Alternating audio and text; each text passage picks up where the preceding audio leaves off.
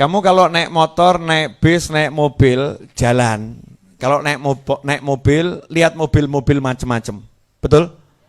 Apa komentarmu? Ya, pengen punya. Pengen punyanya kalimatnya gimana? Kapan yo iso tuku kuwi? Betul kan? Kapan aku bisa punya yang seperti itu? Ketika ngucapkan kapan itu rasanya jauh atau dekat? Jujur ya.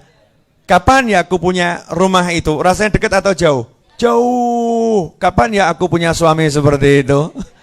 Jauh. Ya semakin jauh, jauh. Nah, kenapa jadi jauh semua itu? Simple. Yang menyebabkan jauh itu karena ngukur. Betul ya? Karena ngukur. Yang dibuat mengukur apa? Lagi-lagi kalau mau beli mobil, yang dibuat ngukur adalah budget uang yang kita miliki. Betul? Ya, mau menikah, laki-laki yang diukur adalah dirinya sendiri. Wajahku begini, ya, kemudian aku seperti ini. Apakah aku bisa memiliki pria yang seperti itu? Dan sebaliknya yang pria, aku elek goyong ini. Apa mungkin mendapatkan dia yang cantiknya seperti itu? Ukur lagi ya. Jawabannya kapan? Ya, kapan gitu, jauh. Karena ngukur dengan angka, ngukur dengan angka. Pertanyaan saya, kenapa enggak kita rubah? Mindset kita ini mau dirubah, jangan mindsetnya orang-orang ekonomi tadi itu loh. Mindsetnya dipakai mindset ilahi, ilahi, pola berpikir iman, Bagaimana pola berpikir iman? Simple, ada mobil, mobil, bagus, ya tinggal ngomong, alhamdulillah ya Allah, orang itu sudah kamu beri ya Allah, tolong aku diberi juga ya Allah, amin.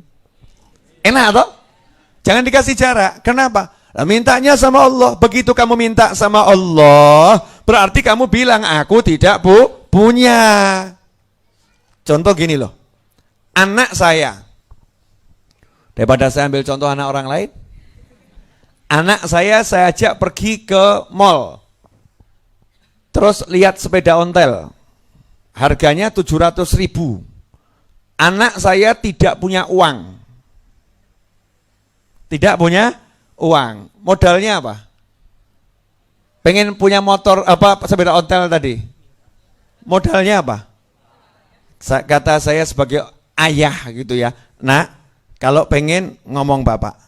Jangan ngomong orang lain. Betul?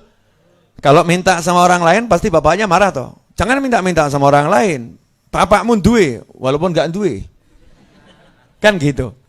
Bapakmu akan usahakan, minta sama ayahmu, jangan membuat malu, minta sama orang lain, bla bla bla bla bla bla, gitu kan? Nah, Allah juga begitu. Minta sama aku, jangan minta sama kantormu, jangan minta sama tabunganmu, jangan minta sama pekerjaanmu, jangan minta sama pikiranmu, minta sama aku. Lah yang jadi masalah itu yang nawari dan yang nyuruh yang maha kaya. Sudah ditawari, disuruh, diperintah yang maha kaya, jalu oh, mintalah sama aku, kita gaya mikir tabungan. Akhirnya nggak jadi minta. Anak saya lihat bapaknya, bapakku insya Allah duit 700.000, gitu kan ya.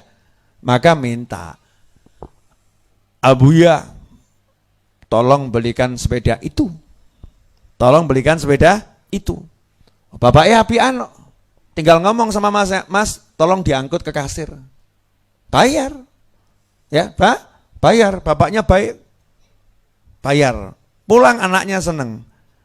Temennya nanya, kamu bisa beli sepeda caranya gimana? Jawabannya simpel, minta sama ayahku. Kok enak betul? Oh, enak, aku punya bapak.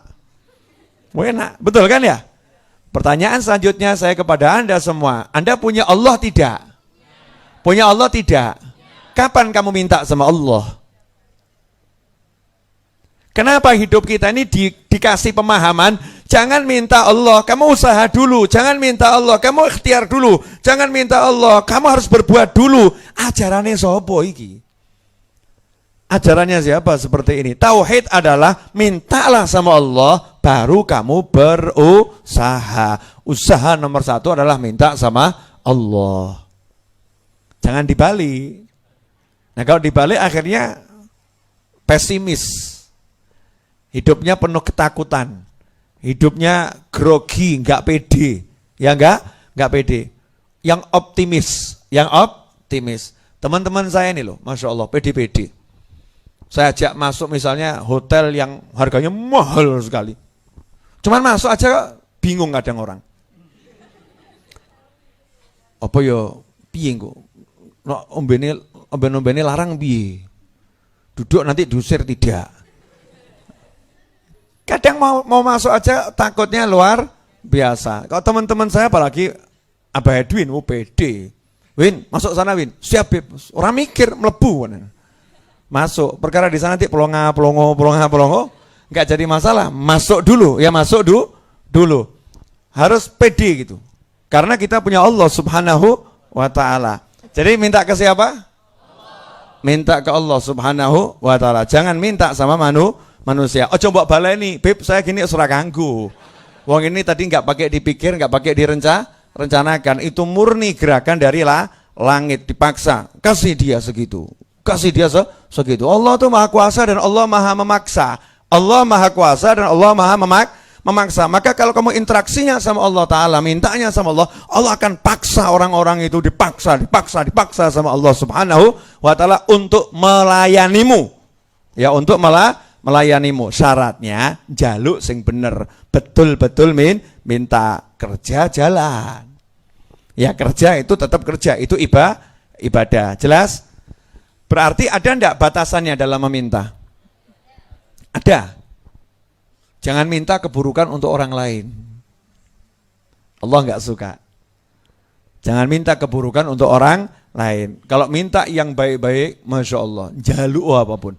Minta apapun. Contoh, ya manusia paling nekat minta dicontohkan dalam Al-Quran. Manusia yang mintanya paling nekat dan dicontohkan dalam Al-Quran. Nabi Sulaiman alaihissalam. Nabi Sulaiman itu udah raja, nabi, gagah, dan kekuasaannya luar biasa. Itu mintanya sama Allah Ta'ala, tidak nanggung-nanggung. Ya Allah, beri aku mulkan kerajaan, beri aku kerajaan, yang setelah kerajaanku tidak ada orang sampai kapanpun punya kerajaan yang sama dengan aku. Jadi kamu kalau lihat negara-negara dijaya macam-macam, presiden hebat, raja hebat, itu di bawahnya Nabi Sulaiman semua. Makanya Rasulullah SAW itu pernah mau melakukan sesuatu ditahan sama Rasul, nggak jadi gitu ya. Kata Rasul, aku ingat doanya Sulaiman. Nanti kalau dilakukan sama Rasul, ngalahin Nabi Sulaiman. Ngalahin Nabi Sulaiman. Sampai Rasulullah ta'aduban beradab tuh ya. Nabi Sulaiman pernah minta, nggak ada yang boleh ngalahkan. Udah aku segini aja. Seperti itu Nabi Muhammad SAW. Tawadhu'nya kepada Allah dan kepada hamba-hamba Allah Subhanahu wa ta'ala. Mintanya tanpa limit. Yang tidak ada yang punya setelah ini. Tanpa limit. Jadi nanti mbak-mbak ya, meskipun pada kenyataannya pria itu diizinkan poligami, kamu kalau minta sama Allah jangan nanggung-nanggung. Ya Allah, bojo siji nganti mati. Masya Allah, delalah awakmu mati sik. Masya Allah. Masya Allah. Maka doanya yang komplit. Ya Allah, gitu kan ya. Suami satu saja dan aku satu-satunya istri. Ilal mamat, ilal jannah, umur. Gitu loh ya. Yang lengkap. Jangan kesusu dongane Allahumma bojo siji nganti mati. Wah, ternyata bar donga mati. Jelas semuanya? Apa? Mati. Nah, iyakunu fuqara yughnihumullah min fadli. Allah akan menjadikannya kaya, Allah akan menjadikannya dia itu mampu, Allah menjadikan dia bisa min fadli. Jazakumullah khairan. Jangan lihat yang kamu punya, lihat yang beliau punya. Jangan lihat yang kamu punya, lihat yang Allah punya. Jangan lihat yang kamu bisa, lihat yang Allah bisa. Selalu Allah pasti lebih. Dan semua yang kamu punya miliknya Allah. Dan semua yang tidak kamu punya itu juga miliknya Allah. Contoh, kamu pengen mobil, kamu gak punya mobil. Mobil milik siapa? Miliknya Allah. Kamu pengen anak, ya kamu gak punya anak. Anak miliknya Allah. Pemilik semua anak adalah Allah Subhanahu wa ta'ala. Kamu pengen duit, ya kamu gak punya duit. Yang punya duit siapa? Allah Subhanahu wa ta'ala. Kamu pengen duit dan kamu punya duit. Duitmu yang kamu pengen ini Ya, dan yang kamu miliki semua milik Allah Subhanahu wa ta'ala. Jadi ketika minta sama Allah, buang kepemilikanmu, sadar kamu nggak punya apa-apa. Itu makna fakir. Orang yang betul-betul nggak punya apa-apa, terus minta sama yang maha punya. Kalau bisa begitu, dalam sekejap kling dapat. Dalam sekejap dapat. Kok wajah-wajah nggak percaya, kenapa ini?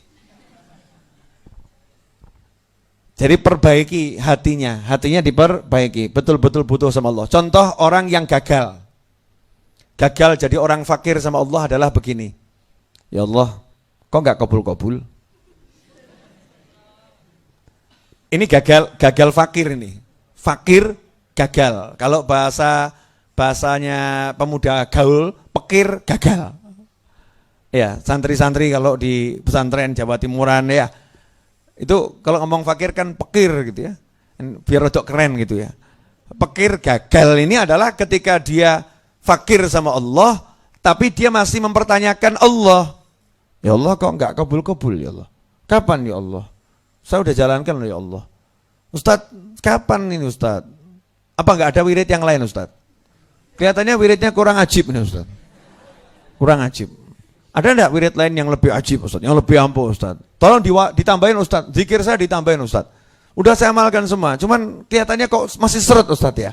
Mungkin kurang banyak nih Ustadz. Bla bla bla bla bla. Gak yakin.